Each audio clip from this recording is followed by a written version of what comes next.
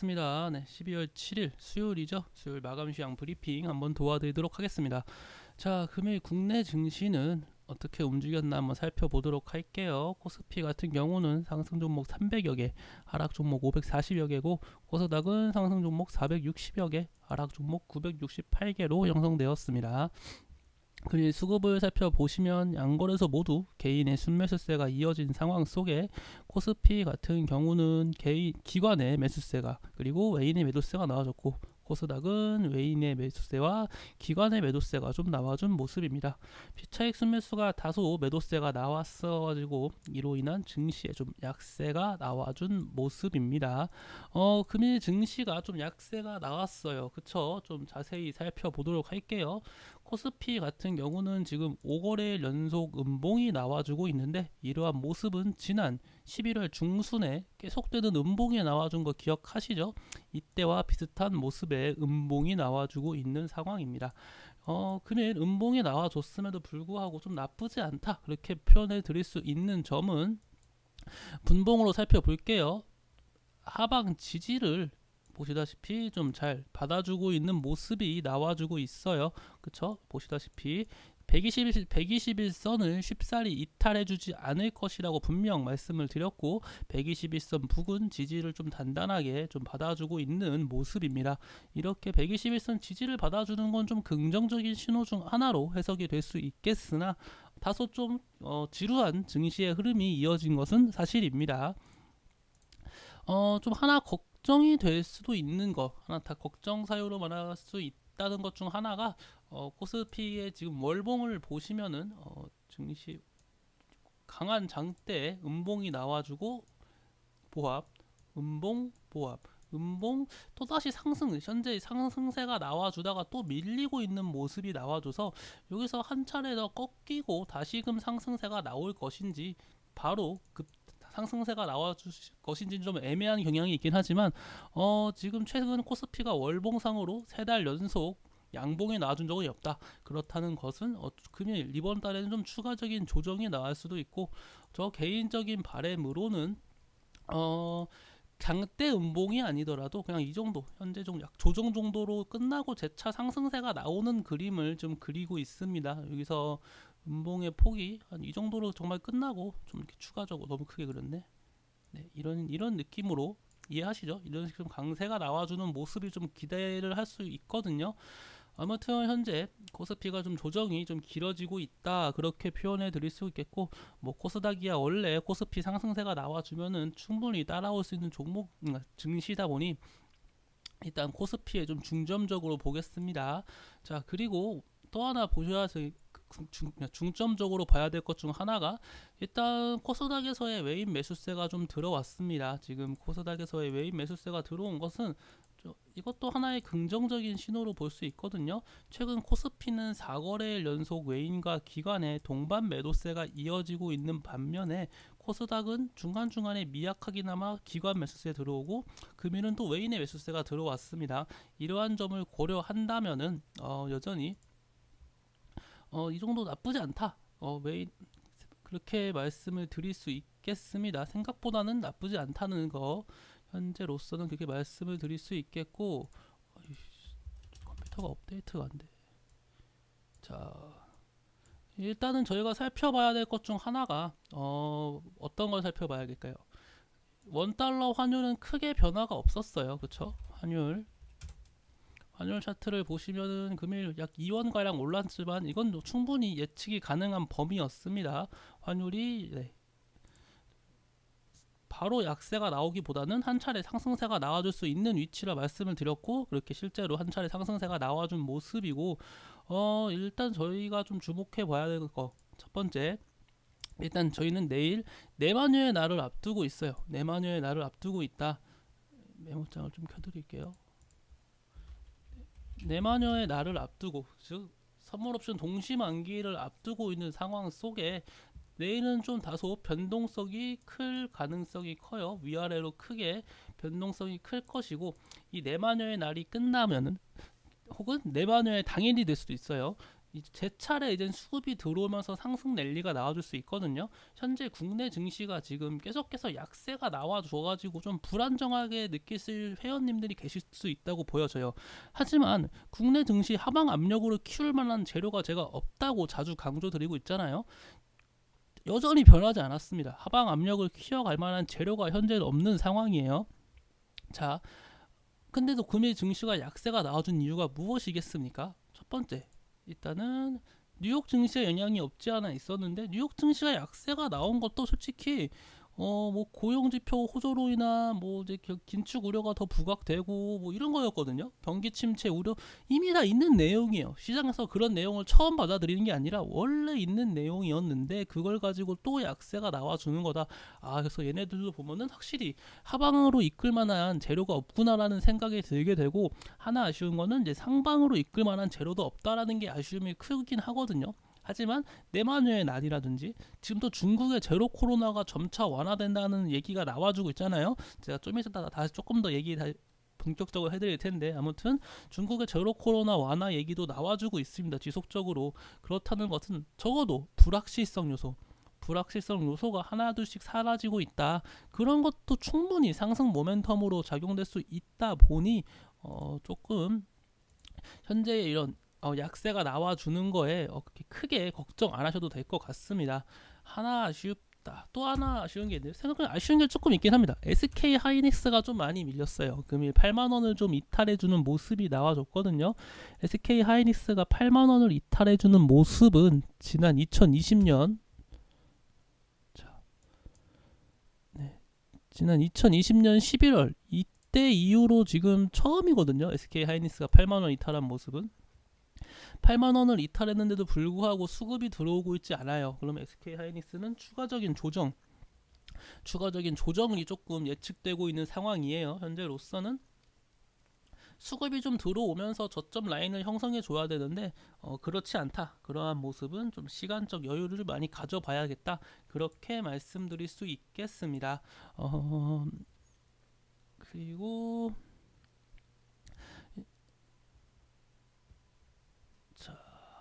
금일 증시 자체가 또 공구음원, 예를 들면은 금일 공구음원 같은 종목이 또 상한가를 갔단 말이에요. 그쵸? 상한가 간 종목에 대해서 하나 설명을 해드리자면은, 공구음원은 과거 무상증자 이슈로 인해 엄청나게 큰 강세가 나와줬던 종목입니다. 기억하시죠? 공구음원이 이때 무상증자 하나만 달고 지금 이렇게 급등이 나와줬던 종목이 금일 또 상승세가 나와주고 있고, 공구음원이 또 과거 강세가 나왔을 때 어떤 이유를 달고 강세가 나왔나요? 얘네가 그 빅사이즈 여성 옷을 만드는 기업이거든요. 김민경 개그우먼 있잖아요. 김민경이 사격 국가대표가 되었다. 그 같은 소식에 공구우먼 빅사이즈 여성 옷이니까 얘네가 더 부각될 수 있지 않겠냐, 그런 소식 속에 강세가 나왔습니다. 강세가 그냥 나온 것도 아니고 이게 20%가 넘는 강세가 나와줬단 말이에요. 그렇게 좀 장난을 좀 많이 치는 기업 중 하나다. 공구우먼은 근데 이러한 종목의 강세가 나와준 이유는 당연히 주가가 갈 게 없으니까 이런 걸 이슈되고 강세가 나와주는 거예요. 상승세가 나와줄 종목이 없어요. 지금 현재로서는 뭐 상승세가 나와줄 테마도 부재하고 상승세가 나와줄 만한 종목도 부재하니까 그냥 말도 안 되는 이유를 달고 강세가 나와주는 겁니다. 이러한 종목들 연속성을 가지기 쉽지 않을 거예요. 뭐 공구음원이 뭐 강세가 나와준 원인으로는 뭐 매출 호조 막 이런 얘기가 나와주고 있는데, 매출 호조로 상한가 갈 거면은 모든 종목이 다 상한가 가죠. 그렇죠? 이런 거는 정말 그냥 단발성 이슈고 증시가 이만큼 상승세가 나와줄 상승 모멘텀이 많이 부재하구나 라고 생각하면은 좋을 것 같습니다. 그 정도로 넘어가시면 좀 좋을 것 같아요. 연속성을 가지기에 많이 부족한 종목입니다. 자, 그리고 곡물 관련주는 한 번 더 말씀드리다시피 이런 건 인플레이션 해지 테마기 때문에 언제나 이렇게 윗꼬리가 길게 달릴 수 있다라는 거를 명심 또 계속 기억하셔야 됩니다. 제가 괜히 장중에도 강세가 나왔을 때도 말씀드린 게 괜히 이런 것 때문에 말씀드린 게 아니에요. 언제나 차익 실현 매물이 나올 수 있다. 언제나 그 리스크 관리를 해야 된다고 분명 말씀드렸습니다. 그래서 이런 곡물 관련주도 기억하고 계세요. 제가 자주 강조드렸습니다. 이런 거 연속성을 가지기엔 다소 무리가 있는 테마다. 그렇기 때문에 좀 수익이 나왔을 때는 자유롭게, 그러니까 빨리빨리 자유롭게 좀 더 빠르게 수익 실현, 남들보다 한 발 좀 빠르게 수익 실현 하시는 것이 안전하다고 저는 생각이 듭니다. 자, 그리고 하나 살펴봐야 될 것 중 하나가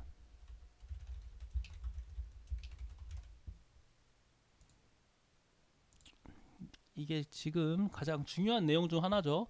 중국의 상시적 전수 PCR 검사 폐지, 제로 코로나 출구 전략 가동, 10개항 조치 발표. 네, 이제 중국이 제로 코로나를 많이 완화시키고 있습니다. 생각보다 중국이 이렇게 완화할 모습을 보일 거라고 전 예측하지 않았어요. 중국은 제로 코로나에 대한 좀 확고한 입장을 꾸준히 이게 유지하고 있었는데 시민들의 결국 시민들의 시위가 이겼다는 표현이 맞는지 모르겠으나 이런 시민들의 시위에 힘입어 제로 코로나가 많이 완화되고 있는 상황이에요. 그렇죠? 자, 이렇게 제로 코로나가 완화된다면은 어떤 게 좋겠습니까? 제가 이 중국의 제로 코로나 항상 집중해야 되는 이유, 중국 증시가, 그쵸?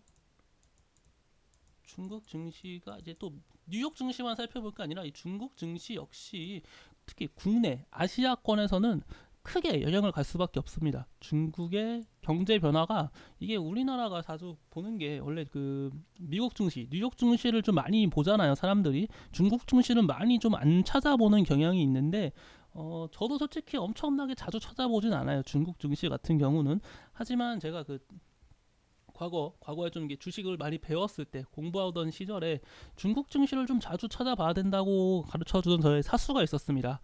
그래서 이런 걸 보면은 중국 증시가 좀 많이 중요하긴 해요. 국내 아시아 증시를 따지면은 뉴욕 증시보다도 중요하다고 강조했던 게 그 중국 증시이기 때문에 저도 뭐 그 말에 100% 동의할 수는 없어도 중국 증시는 좀 많이 체크를 해야 된다. 그리고 이렇게 제로 코로나 완화로 인해서 중국 증시가 만약에 좀 강세가 나와주고 중국의 정상화가 되면은 중국뿐만 아니라, 그리고 아시아뿐만 아니라 전 세계 증시에 긍정적인 상승 랠리가 나와줄 수 있는 것이고, 저희는 제가 유튜브에서 한번 말씀드렸는데 이 화장품, 중국이 제로 코로나 완화가 좀 되면 이 화장품 관련주라든지 OTT, 뭐 게임, 멀리 보면 정말 많아요. 메타버스, 다양한 기업들, 다양한 테마들의 강세가 나와줄 수 있거든요. 중국의 제로 코로나 완화로 인해 이러한 수혜를 보는 종목들은 코스닥 혹은 코스피에 직접적인 연관성을 주면서 상승세가 나와줄 수 있는 힘을 가진 테마군들이에요. 우리가 그동안 강세가 나와줬던 거 보면은 뭐 네옴시티, 그쵸? UAM, 우크라이나 재건, 뭐 이런 종목들이었잖아요. 이런 종목들은 백날 첫날 강세가 나와줘 봤자 증시의 그 상승 랠리에 그 힘을 실어주지 못해요. 워낙 별로 종목의 수도 적고 강세가 나오더라도 그렇게 뭐 힘을 치고 갈 만한 힘이 없는 그 테마들이거든요. 하지만 화장품, 게임, 메타버스, 이러한 종목들은 상승 랠리가 나올 만한 힘이 있다. 그러한 종목들입니다. 자, 이해하시죠? 그래서 이런 것들, 우리가 중국 제로 코로나에 신경을 써야 하는 이유는 단순히 정말 단순히 우리 뭐 중국 증시가 좋아야 뭐 전 세계 증시가 좋아지고 이런 것뿐만 아니라 이렇게 국내 증시 리오프닝 조금 더 심화적으로 볼 수가 있다. 리오프닝 관련주의 강세가 나올 수 있는 힘이 되는 것이 중국 증시의 정상화이기 때문에 중국 증시의 정상화 상당히 중요하다고 말씀드렸습니다. 제로 코로나가 빨리 완화됐으면 좋겠습니다. 저 개인적으로는요. 자, 그리고 또 다른 이슈가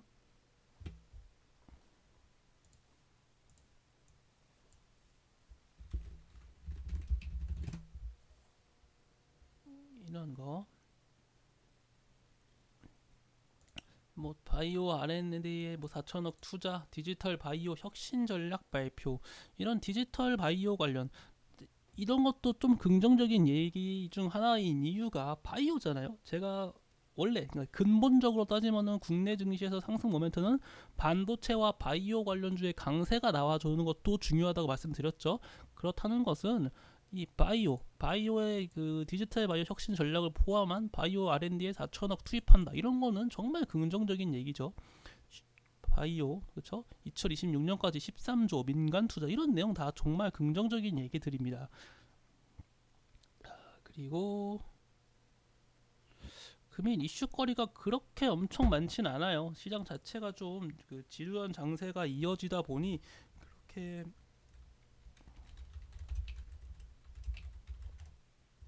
이런 거 뭐 국제선 풀리자 호텔 카지노 활짝 이런 거 파라다이스 GKL 롯데관광 이와 같은 이런 것도 하나 이제 항공 관련주와 리오프닝 관련주로 묶여가지고 강세가 나와줄 수 있는 거죠. 파라다이스 같은 경우는 뭐 주된 그 고객층이 일본인으로 전 알고 있습니다. 일본 VIP층이 주된 고객층으로 알고 있어서 이렇게 일본과의 연관성을 달고 강세가 나와줄 수가 있고 항공 관련주에도 충분히 긍정적인 소식이 되겠죠. 이러한 모습은 역시 제로 코로나 그래서 아무튼 리오프닝 관련주와도 연관성이 있는 내용이다 그렇게 말씀드릴 수 있겠네요. 그 밖에 금일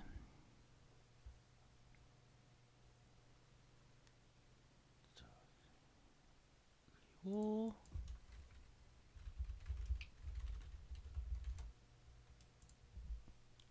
현대3호, 삼성중공업 3.3조 모잠바크 축배 내년 7월에 든다.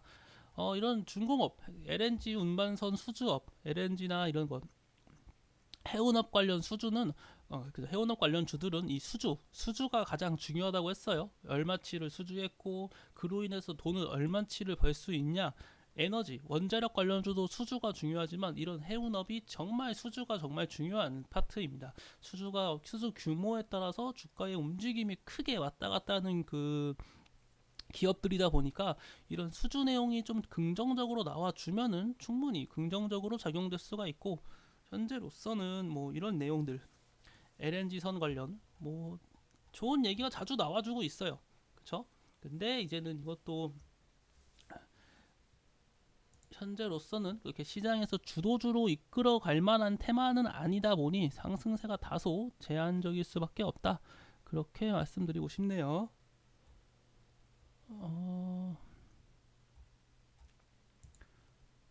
예를 들면은 그쵸? 조선업, 해운업이나 이런 것들이 현재로서는 그 시장 주도주가 아니다 보니 상승세가 다소 제한적인 모습. 언제든지 상승 랠리가 나와줄 수 있는 테마군들입니다. 자, 우리는 이제는 다음 주 제가 말씀드린 것처럼 일단 우리 지금 당장 봐야 되는 것 중 첫 번째 하나는 그거 내일 있을 네마녀의 날에서 어떻게 움직이는가 네마녀의 날 이후 주가 움직임에 대해서 첫 번째로 한번 확인을 해보시고요. 확인해야 될 거 첫 번째 네마녀의 날 정말 주의하라고 했어요. 이 선물 옵션 동시 만기일이다 보니까 이 수급 변화하면 이제 정말 차트의 변화가 좀 급등 급락이 잘 나오니까 진짜 주의하셔야 되고 일단은 그래도 12월 이 네마누의 날이 끝난 다음에 다음 주에 있을 CPI 발표와 FOMC 회의 그때까지 좀 초점이 가지 않을까. 그 전까지는 다소 좀 제한적인 움직임이 나와주지 않을까. 상승 랠리가 좀 제한적이지 않을까라는 생각을 하고 있습니다. 일단은 네, 그 정도고 금일 증시가 상당히 딱히 뭐 상승세가 나와준 강세가 나와준 종목도 제한적이었고 자, 하나만 더 말씀드리면은 금일 뭐 우크라이나 재건 관련주가 좀 약세가 나와줬거든요. 그쵸? 우크라이나 재건 관련주가 약세가 나와준 원인은 뭐겠습니까? 푸틴. 그쵸? 푸틴하고 러시아와 우크라이나 간의 전쟁이 이어지고 있단 말이에요. 그러다 보니 재건 관련주가 전반적으로 약세가 나와줬는데 자, 재건 관련주를 이제는 한번 봐야 돼요. 당연히 봐야 됩니다. 제가 재건 관련주 지금 보시면은 수급이 긍정적이에요. 그쵸? 여기 수급을 좀 지켜보세요. 외인과 기관의 동반 매수세가 나와주고 있는 수급이 연속성을 가지면서 꾸준하게 들어오고 있는 종목들이 많습니다. 우크라이나 재건 관련주 지금 이러한 점을 무엇을 의미하겠습니까? 전반적으로 수급이 고르죠. 수급이 좀 많이 긍정적으로 들어오고 있는 테마라고 보여지고 있고, 제가 자주 강조드리는 우크라이나 재건 관련주는 상승세에 팔고 눌림에 매수해라, 이런 것만 봐도 그런 걸 알 수 있는 상황이에요. 지금같이 푸틴, 러시아와 우크라이나의 그 사이 갈등이 고조되고 있는 시점이 매수 포인트입니다. 그리고 우크라이나 재건주 두 번째, 무조건 분할 매수해야 된다. 저점이 언제인지 알 수 없기 때문에 여기서 한번, 여기서 한번, 여기서 한번 이런 식으로 분할 매수로 조금씩 매수하면은 반드시 상승세가 나와줬을 때 수익 실현할 수 있는 테마군이 우크라이나 재건 관련주다. 그래서 우크라이나 재건 관련주 지금 충분히 긍정적인 종목이에요. 남들 지금 전쟁해가지고 막 사이 안 좋다 이런 걸 왜 사냐, 이런 말 하고 있을 지금이 중요한 포인트고 지금이 매수 타점이다, 그렇게 말씀드릴 수 있습니다. 얘네가 전쟁을 천년만년 하지 않고 중간중간에 종전까지는 아니더라도 종전에 대한 기대감, 재건에 대한 기대감이 한두 번씩은 나와주기 마련이에요. 그렇다는 것은 우크라이나 재건 관련주 지금이 기회입니다. 지금부터 분할 매수 하시는 것을 권유드릴게요. 종목 하나, 도화 엔지니어링을 한번 예로 들면은, 제가 도화 엔지니어링을 상당히 좋아하는 종목 중 하나라 말씀을 드렸고, 121선에 걸쳐 있잖아요. 매수 전략을 한번 짜는 거예요. 어떤 식으로 짜야 되냐, 121선 걸쳐 있네, 나는 이 종목 121선 지지받고 상승세가 나와줄 것 같아 하면 지금 1차 매수를 하는 거예요. 근데 재건 관련 이슈가 아니라 러시아와 우크라이나의 전쟁이 고조돼 가지고 추가적으로 빠져요. 그러면은 난 다음 241선 부근에서 2차 매수가 들어갈 거고, 추가적으로 빠집니다. 그러면 지난 이 신저점 7,200원 부근까지는 봐가지고 여기서 마지막 한 번 더 추가 매수를 해야겠다, 이런 식으로 전략을 가지고 들어가면은 주가가 약세가 나와준다고 해도 한번 크게 상승세가 나와주면은 크게 먹을 수 있는 겁니다. 이해하시죠? 이런 식으로 매매 전략을 짜가지고 우크라이나 재건 관련주 한번 이번에 분할 매수 관점으로 한번 노려보시는 것을 권유드리도록 하겠습니다. 자, 그렇게 말씀드릴 수 있겠고, 일단 어쨌거나 금일 국내 증시 거의 다 내려왔습니다. 조금 많이 힘들었을 텐데 조금만 더 힘내시고, 지금 거의 다 저점이거든요. 20 주봉으로 보더라도 지금 20주선 거의 덜쳐 있는 상황이잖아요. 거의 다 내려왔고, 이제 상승 랠리가 나와줄 가능성이 큰 만큼 조금만 더 힘내시고, 저는 오늘 해드릴 말씀은 여기서 모두 마치겠고, 저는 내일 아침에 아침 라이브 방송으로 다시 한번 찾아뵙도록 하겠습니다. 감사합니다.